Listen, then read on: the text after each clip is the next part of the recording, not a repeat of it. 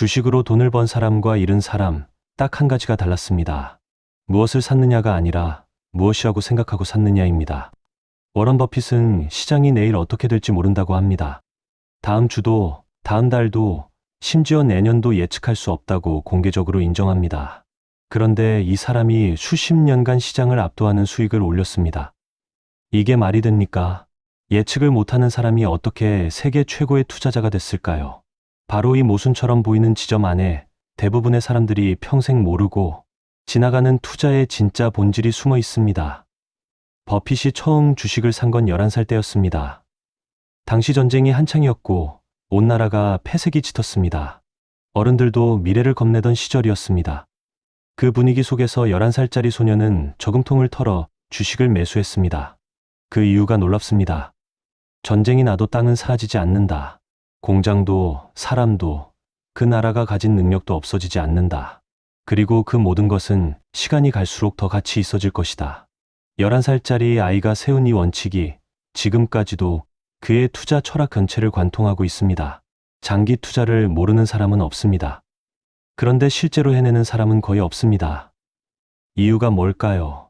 대부분의 사람들은 장기 투자를 한다고 말하면서 주가가 조금만 흔들려도 밤새 계좌를 들여다보고 뉴스 한 줄에 무너져서 파버립니다. 버핏이 말하는 장기 투자는 그런 게 아닙니다. 그는 주가가 내려가면 기분이 좋아진다고 했습니다. 처음에는 이 말이 허풍처럼 들립니다. 그런데 그가 왜 그렇게 말하는지를 이해하고 나면 주식시장이 완전히 다르게 보이기 시작합니다. 버핏에게 주가 하락은 세일 기간입니다. 그는 주가를 사는 게 아니라 기업을 삽니다. 그 기업이 여전히 좋은 사업을 하고 있다면 주가가 떨어졌다는 건 같은 기업을 더 싸게 살 수 있다는 뜻입니다. 농부가 농지 가격이 내려가길 바라는 것과 같습니다. 더 많은 땅을 더 싸게 사고 싶은 농부는 땅값이 오르는 걸 원하지 않습니다. 버핏은 이 발상 그대로 주식에 접근합니다. 주가가 오르내리는 건 기업의 실제 가치와 전혀 무관한 소음일 뿐이라는 것. 이걸 체화한 순간부터 공포장이 기회장으로 바뀝니다. 그렇다면 어떤 기업이 오래 들고 있을 자격이 있는 기업일까요? 버핏이 수십 년간 흔들리지 않고 지켜온 첫 번째 기준은 자신이 완전히 이해하는 사업에만 들어가는 것입니다. 단순해 보이지만 이걸 실제로 지키는 투자자는 드뭅니다. 지금 이 순간도 수많은 사람들이 그 기업이 무슨 사업을 하는지조차 모른 채 주식을 삽니다. 커뮤니티에서 떴기 때문에, 지인이 샀다고 했기 때문에, 유튜브 썸네일이 자극적이었기 때문에 삽니다. 버핏은 이것을 투자라고 부르지 않습니다. 그냥 확률 모르고 하는 내기입니다. 자신이 이해하는 사업이란 무엇일까요? 거창한 게 아닙니다. 내가 매일 쓰는 앱, 내가 자주 찾는 가게, 내가 몸담고 있는 산업에서 출발하면 됩니다. 그 기업이 어떻게 수익을 올리는지, 경쟁자를 무엇으로 이기는지, 왜 사람들이 계속 이 기업의 제품을 쓸 수밖에 없는지를 본인의 말로 설명할 수 있다면 투자를 검토할 자격이 생깁니다. 반대로 이걸 설명하지 못하면 아무리 주가가 오른다고 해도 그건 이해를 바탕으로 한 투자가 아닙니다. 두 번째 기준은 경쟁자가 따라오지 못하는 구조를 가진 기업을 고르는 것입니다. 버핏은 이걸 경제적 해자라고 부릅니다. 중세시대 성 주변에 깊은 물도랑을 파두면 적이 쉽게 들어오지 못하는 것처럼 기업도 경쟁자가 쉽게 침범하지 못하는 방어막이 있어야 오래 살아남습니다. 이 방어막은 여러 형태로 존재합니다. 수십 년에 걸쳐 소비자 뇌리에 박힌 브랜드 이미지가 될 수도 있고, 한 번 도입하면 바꾸는데 막대한 비용이 드는 기업용 시스템이 될 수도 있고, 규모 자체가 워낙 커서 신규 진입자가 같은 수준으로 올라오는 게 사실상 불가능한 구조가 될 수도 있습니다. 이해를 돕는 예시를 하나 드리겠습니다. 수십 년간 전 세계인이 마셔온 대표적인 음료가 있습니다. 비슷한 맛의 경쟁 제품이 수없이 등장했지만 소비자들은 여전히 그 브랜드를 찾습니다. 이건 맛의 차이가 아닙니다. 수십 년간 쌓인 광고, 기억 유통망, 습관이 만들어낸 철옹성입니다. 이 성벽을 하루아침에 허무는 것은 자본이 아무리 많아도 사실상 불가능합니다. 버핏은 이런 기업이 시간이 흐를수록 더 단단해진다는 것을 알았고, 그래서 팔지 않았습니다.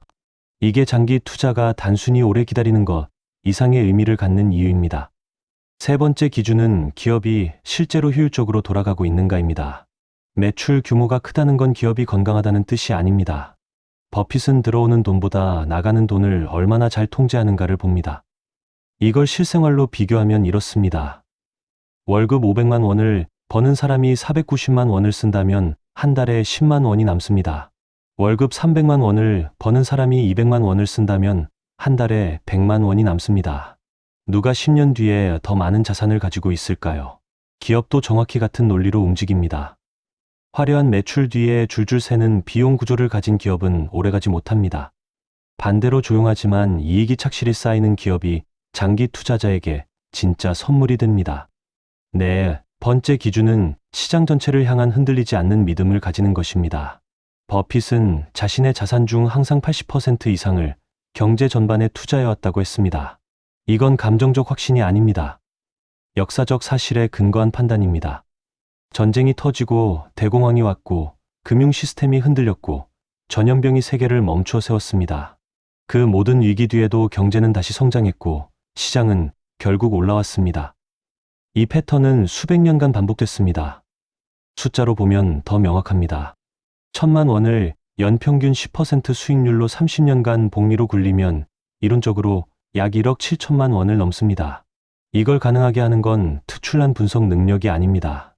시장이 무너질 때 팔지 않는 것, 배당금을 다시 투자하는 것, 그냥 버티는 것입니다. 그런데 이 단순한 행동이 가장 어렵습니다. 시장이 무너지는 순간 인간의 본능은 도망치라고 명령하기 때문입니다. 이 본능을 이기는 사람이 결국 복리의 열매를 가져갑니다. 그 본능을 이기는 실질적인 방법이 5번째 기준입니다. 절대로 잃으면 안 되는 돈으로는 주식을 사지 않는 것입니다. 이건 버핏이 수십 년간 가장 강하게 반복해온 원칙입니다. 다음 달 쓸 생활비, 예상치 못한 상황을 대비한 비상금, 6개월 안에 필요한 목돈은 절대 주식 계좌에 들어가면 안 됩니다.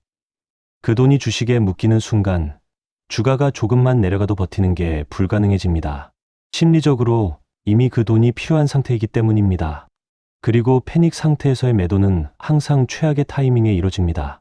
역사상 가장 뼈아픈 투자 실패 사례들을 들여다보면 공통점이 있습니다. 없애면 삶이 흔들리는 돈을 주식에 넣었다가 시장이 흔들릴 때 견디지 못하고 손실을 확정하며 팔았다는 것입니다. 반대로 버핏이 시장 전체가 공포에 얼어붙었던 위기의 순간에 오히려 공격적으로 매수를 늘릴 수 있었던 건 그 돈이 사라져도 그의 일상이 무너지지 않는 구조였기 때문입니다. 투자 실력의 차이가 아니라 투자에 쓰는 돈의 성격 차이가 결과를 갈랐습니다. 결국 버핏이 보여준 5가지는 이렇습니다.